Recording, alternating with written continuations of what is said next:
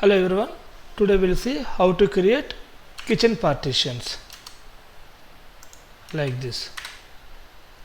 First create 2D sketches in SketchUp. Select all edges.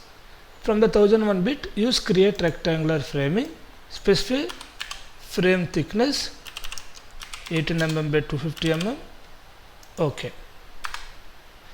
Repeat same step for all.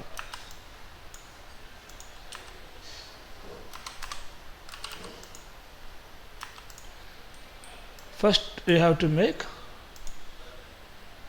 2D sketches.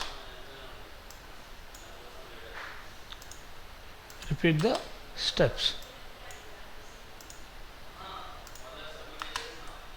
To assign materials, use paint bucket command. From the list, select wood material. Assign materials to the all groups. Once we create framing, this object behaves like a group.